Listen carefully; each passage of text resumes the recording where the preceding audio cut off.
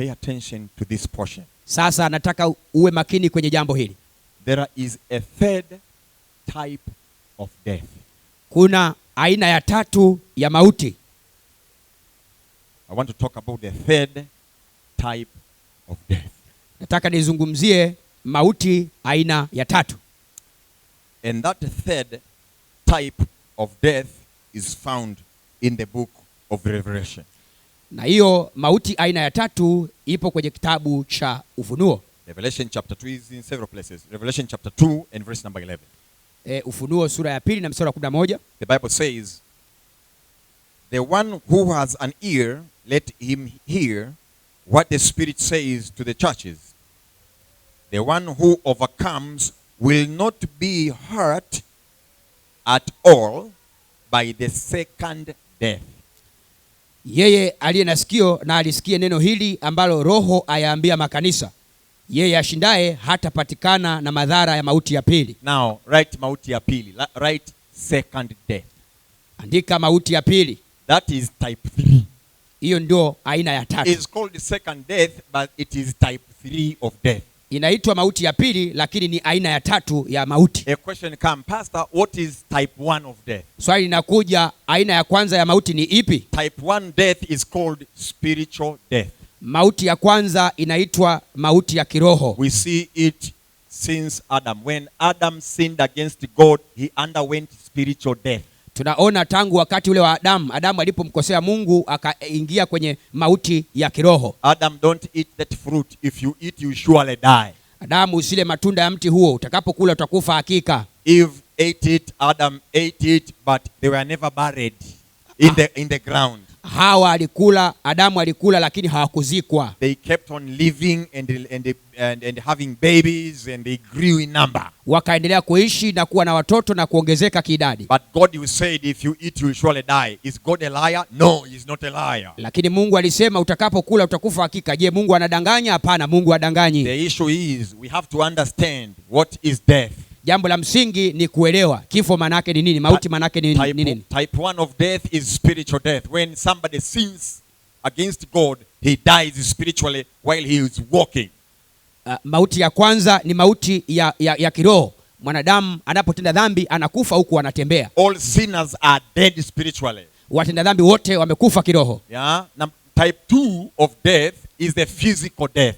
Aina ya pili ya mauti ni mauti ya kimwili. Is this physical death now where we take our loved one even to bury them into the cemetery? Ni hiki kifo cha mwili kabisa. Into the tombs, I mean. Ni hiki kifo cha mwili ambacho tunawachukua wale tunawapenda na kwenda kuwazika makaburini. Now, type 3 of death is called the second death, or is called eternal death. Sasa mauti aina ya tatu inaitwa mauti ya pili, au adhabu ya milele. Yeah, mauti ya milele. Mauti ya milele. Eternal death. Mauti ya milele. Second death.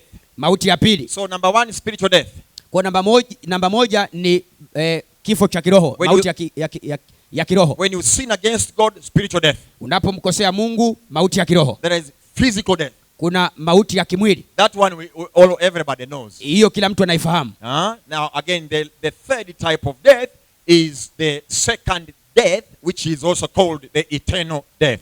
Na sasa aina ya tatu ni mauti inayoitwa mauti ya pili au mauti ya milele. Unless spiritual death is reversed in this life. Mauti, if the spiritual death is not reversed now. Kama kifo cha kiroho, mauti ya kiroho isipogeuzwa.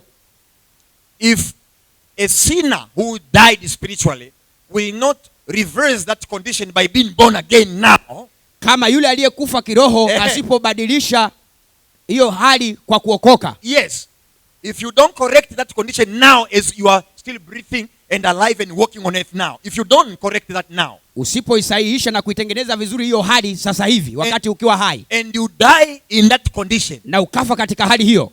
You will go straight to you'll be waiting for the second death or eternal death. Utakwenda moja kwa moja ili ukasubiri mauti ya pili au mauti ya milele.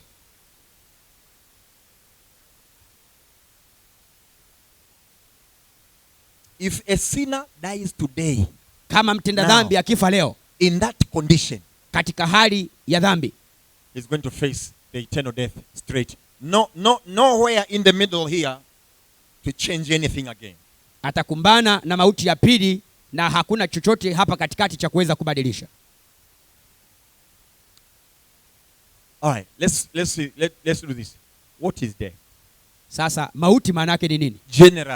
Generally, what does death mean? Kwa ujumla mauti inamaanisha nini? Death just means separation.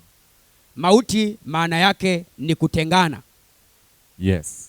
If we talk about the spiritual death, it means that beautiful spiritual relationship between a man and God dies. Sasa tunapozungumzia kwa habari God and that sinner separate. Tunapozungumzia kwa habari ya mauti ya kiroho, maana yake ni kwamba mwanadamu yule na Mungu wametengana. Just as it was between Adam and God. Kama ilivyokuwa kwa Adamu na Mungu. Adam, when he found himself in spiritual death, it means they were separated. God and Adam separated. Relationship was cut off. Adamu alipojikuta yeye na Mungu, alipokosea yeye na Mungu, uhusiano wao ukavunjika. Death is never mean to cease to exist. It just means separation. Kwa mauti haimaanishi kutokuendelea kuwepo, bali ni kutengana. For example, physical death means what? Kwa mfano, it means the body separates from the spirit. That's it. Just like that.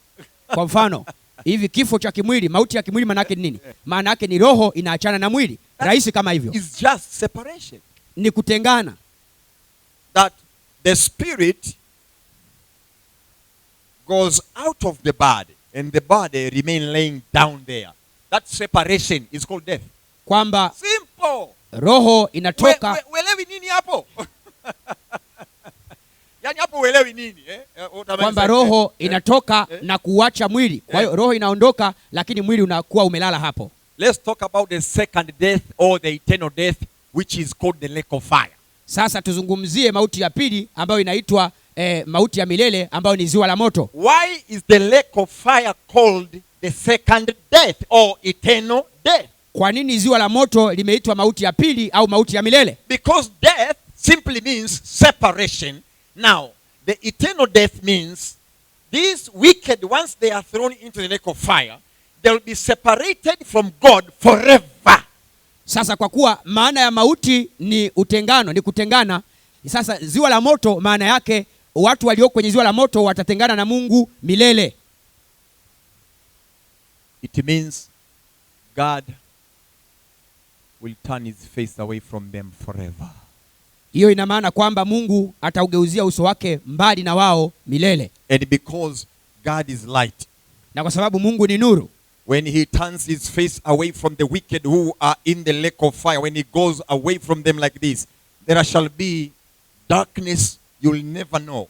Mungu atakapougeuza uso wake asiwatazame waovu, uso wake augeuzie upande mwingine, huku upande wa pili kwa waovu kutakuwa na giza halijawahi tokea. Because 1 John chapter 1 verse number 5, the Bible says God is light. Kwa sababu waraka wa kwanza wa Yohana sura ile ya kwanza mstari wa 5, Biblia inasema Mungu ni nuru.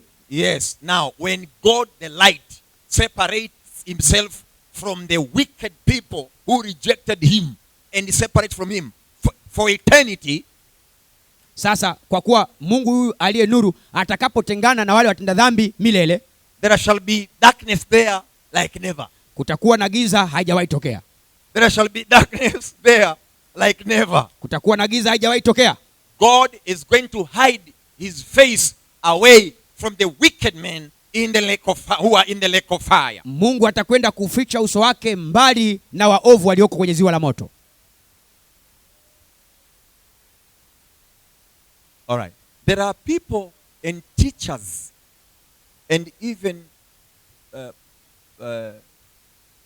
preachers who mistakenly use Acts chapter 15 and verse number 14 through 17 to mean that somewhere there the dead will be resurrected after 1,000 years reign of Jesus Christ. They will have a second chance to make it right with God. Let's read there. Sasa kuna walimu na wahubiri ambao wanahubiri andiko la Matendo ya Mitume sura ya 15 mstari wa 14 hadi wa 17 vibaya, wakidhani kwamba kule mwishoni Mungu atawafufua wenye dhambi ili kwamba nao wapate nafasi ya kuweza kutengeneza tena na yeye.